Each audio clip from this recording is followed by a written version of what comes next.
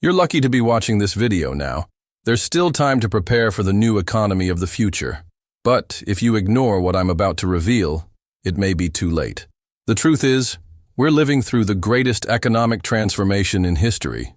Traditional jobs are disappearing, new professions are emerging every year, and the rules of the game have changed forever. Those who continue to rely solely on what they learned in school will be left behind, trapped in debt, stress, and insecurity. But those who understand the skills that truly matter from now on will have immense power, freedom, global opportunities, and the chance to live without being chained to the rat race. And that's exactly what you're about to discover. Watch until the end, because I'll show you the 7 skills they never taught in class, but which are already separating those who will thrive from those who will merely survive. 1. Digital fluency, beyond the basics. When someone says digital fluency, many people think, oh, but I already know how to use a computer. I know how to use Word, Excel, social media. But here's the thing. This is basic digital literacy, not fluency. Digital fluency today means using technology to maximize results. It's looking at a task that would take hours and thinking, how can I automate this in 15 minutes? For example, imagine a marketing professional who needs to create 30 social media posts. Previously, they would spend days crafting ideas, text, and images. Today, they can use artificial intelligence tools like ChatGPT or Midjourney to generate drafts, images, and even captions in a matter of minutes. But the difference lies here. Those with digital fluency don't copy and paste. They know how to polish what the machine delivers. Another practical example. In the financial market, there are people who still perform stock analysis manually, creating spreadsheets of indicators and monitoring charts one by one. Meanwhile, other professionals have already created automated systems that analyze hundreds of assets in real time, send alerts to cell phones, and even perform automated operations. Who do you think is better prepared for the future? And that's the key. It's not about becoming a programmer, but rather knowing how to communicate with technology. Learning to ask AI exactly what you want. Learning to configure tools that do the heavy lifting for you. Learning to integrate systems so that the time spent on repetitive tasks drops dramatically. Want some eye-opening data? According to McKinsey, by 2030, almost 50% of work tasks could be automated by technology already in existence. This means that half of what many people do today will simply be done faster, cheaper, and error-free by machines. So, what's left for you? Knowing how to use the machine as an extension of your brain. Ask yourself, if I had to multiply my productivity by 5, but without increasing my working hours, what tools would I learn to use today? This is the mindset of those with digital fluency. In the future, there will be 2 types of professionals. Those who compete against AI and lose. Those who work with AI and win. 2. Emotional intelligence in high performance. In an increasingly digital world, it may seem contradictory, but the most valued skill isn't technical, it's human. Emotional intelligence means knowing how to deal with yourself and others in pressure-packed situations. Consider this. Technology can already replace calculations, analysis, and even some logical decisions. But it can't yet interpret the complexity of human feelings, such as fear, empathy, or motivation. Have you ever seen someone technically excellent fail at leadership? This happens because they master the what to do, but don't know how to deal with people. In the new economy, leadership isn't about the loudest shouter or the heaviest badge. It's about the person who can remain calm amidst chaos, inspire teams, and make decisions under pressure without exploding emotionally. The Harvard Business Review points out that 90% of high-performing professionals have above-average emotional intelligence. And remember, it's not a gift, it's a trainable skill. This means learning to recognize your emotions, naming them, and reacting strategically, not impulsively. Practical example, a difficult negotiation. A person without emotional intelligence reacts aggressively or shuts down. A prepared professional understands tension, listens, validates the other person's emotions, and guides the conversation toward agreement. This skill is a differentiator not only in business, but in marriages, friendships, and throughout life. Those who don't master this skill end up stuck in patterns, spending more than they earn because they can't control anxiety, getting into conflicts because they can't control anger, and missing opportunities because they can't control fear. In short, emotional intelligence is the skill that determines whether you'll build bridges or burn them all down the road. 3. Strategic networking.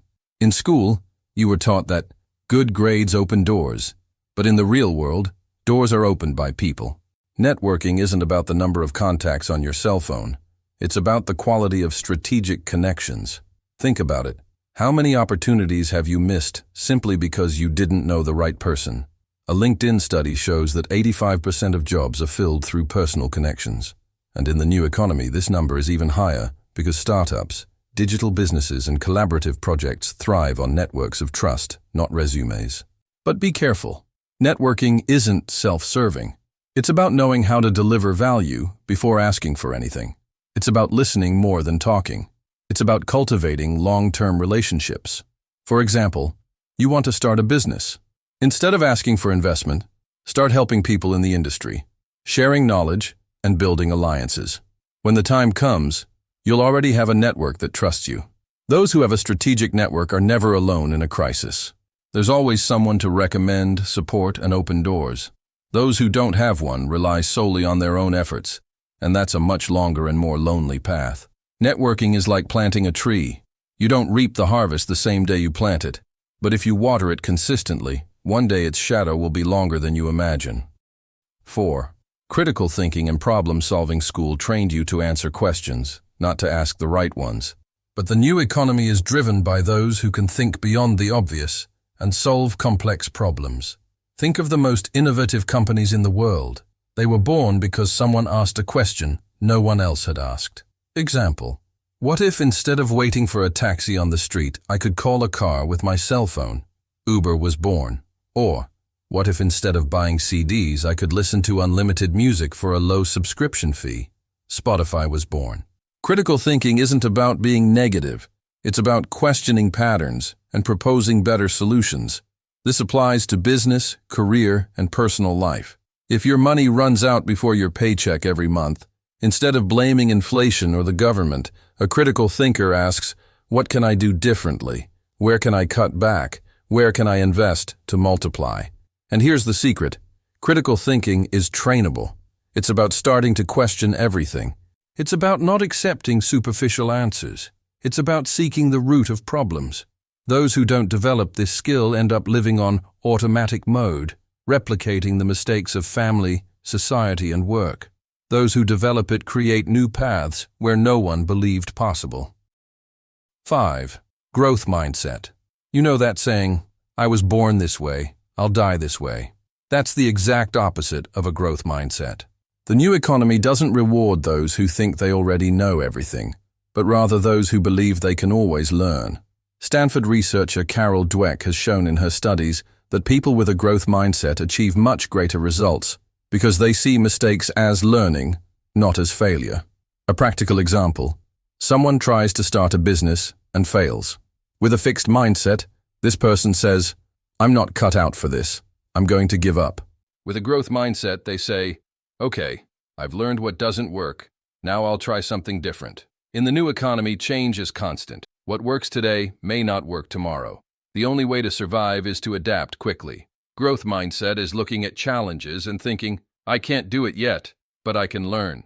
It's the difference between those who stagnate and those who evolve with each crisis. Those who don't develop this skill get stuck making excuses. Those who develop it transform obstacles into fuel to move forward. 6. Applied Financial Education School taught you Bhaskara, but it didn't teach you how to budget. It taught you chemical formulas, but it didn't teach you how to multiply your wealth. And here's the pain.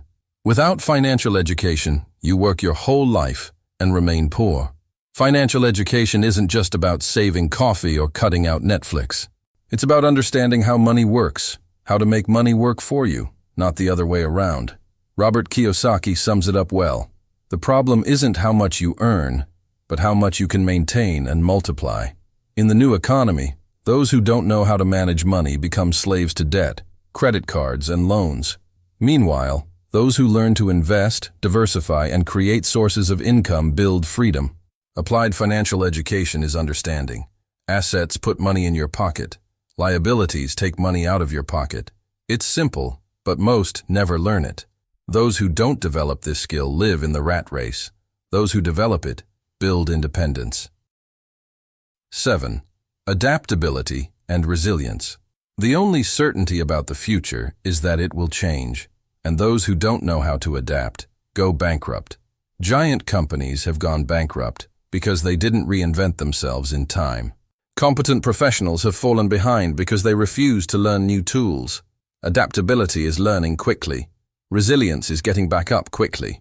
In practice, it's the ability to face a crisis, unemployment, or bankruptcy and transform it into an opportunity for a new beginning.